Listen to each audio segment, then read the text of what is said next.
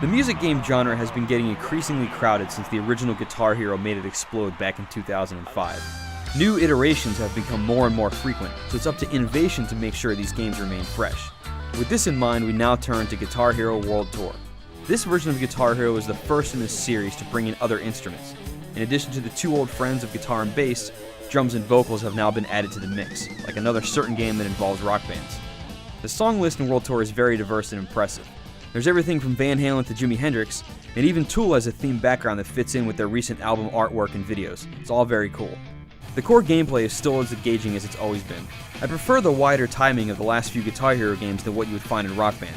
It's a looser feeling that feels more like playing a real instrument to me. However, Neversoft also provides note transcriptions that aren't quite accurate sometimes. There can be extra notes that shouldn't be there, and some parts are artificially made harder by inserting chords where there should be single notes. If you're a music purist, this might drive you nuts. There are a few new things gameplay-wise. Bass playing now has a new strum line thrown in there where you just strum without actually pressing a fret button, and that works pretty well. Also, the World Tour guitars now have a built-in touchpad that lives under the normal fret buttons. Some parts of the song have a bluish line connecting the notes, which signifies that you can play them with just the touchpad, you don't have to strum. You can also tap the bar to strum, or slide your fingers along the touchpad for a wah-wah effect. Now these are all good ideas, but my experience was that it was sometimes too sensitive for its own good.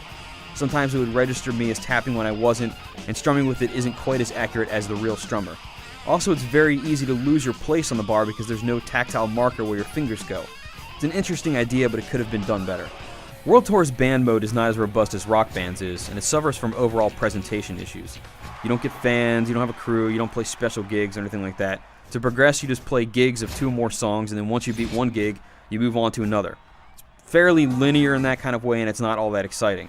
Now, we're not looking for some sort of epic Final Fantasy-like story here, but come on, you can do something more with this. The presentation issues also affect the gameplay. There's no way to tell when your bandmates are failing unless you look at their portion of the screen, and anyone who plays on Expert knows how feasible that is. This is made worse because if one person fails, everyone does. There's no way to bail someone out. In the same vein, vocals work pretty well except for songs with rapping or screaming. It doesn't do a good job of telling you when you get a word correct, and it confusingly makes it look like you're supposed to sing monotone. On the plus side, the character and instrument customization is pretty good, and set lists are easy to make. Thankfully, you can skip songs if you keep failing out this time around while in quick play with a set list. The other new addition to the series is the Music Creator, and technically it is a pretty powerful editor. However, it's hard to use with the guitar controller because the UI is pretty convoluted. And while there are lots of effects you can use and things like that, it sounds like there's only one bass sample per note. The end result is that it sounds something only slightly better than a MIDI file, maybe something like ringtone quality. Also, you can't customize the note chart very easily, so the players that download your songs are going to have to play them in the exact same way that you record them, and that isn't always ideal. You also can't add vocals or lyrics, which is kind of mysterious. The music editor was a good idea on paper, but it needs a lot more tweaking to become a defining feature of the franchise. World Tour does add a bunch of new things, but the additions don't quite have the level of polish we're looking for.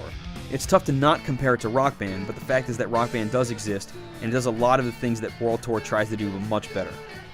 As living rooms increasingly become more crowded with plastic instruments, the Guitar Hero team better figure out how to smooth out the rough edges. Maybe the next play session will be the one we're waiting for. For the full written review, jam over to IGN.com.